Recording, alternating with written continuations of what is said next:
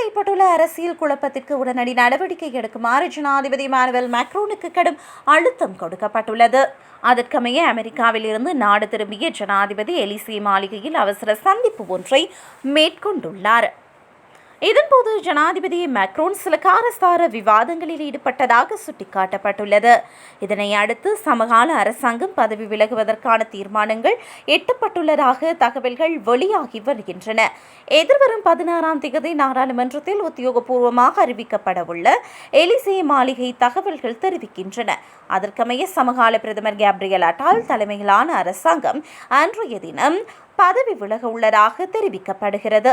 இதன் மூலம் புதிய பிரதமரை தெரிவு செய்வதற்கான வாய்ப்பினை ஜனாதிபதி வழங்க உள்ளார்.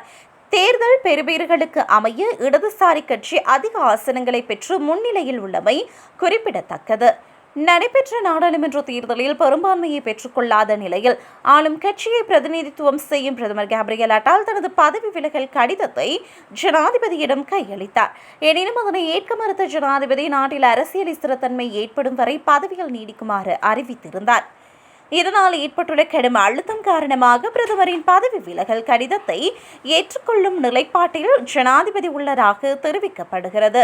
எலிசே மாளிகையில் நேற்று காலை இடம்பெற்ற அவசர சந்திப்பில் ஜனாதிபதி மேக்ரோன், பிரதமர் கேப்ரியல் அட்டால், உள்துறை அமைச்சர் ஜெரால்ட் டார்மனா, முன்னாள் பிரதமர் எலிசபெத் போர்ன் உட்பட முக்கியஸ்தர்கள் கலந்து கொண்டனர். நாடாளுமன்றத்தில் 2வது அதிகூடிய ஆசனங்களை பெற்றுள்ள ஜனாதிபதியின் மறுமலர்ச்சி கட்சிக்கு யார் தலைமை தாங்குவது என்பது குறித்தும் கலந்துரையாடப்பட்டது. அந்த பொறுப்பினை சமகால பிரதமர் கேப்ரியல் அட்டால் ஏற்றுக்கொள்ள இணக்கம் தெரிவித்துள்ளதாக தகவல் வெளியாகியுள்ளது.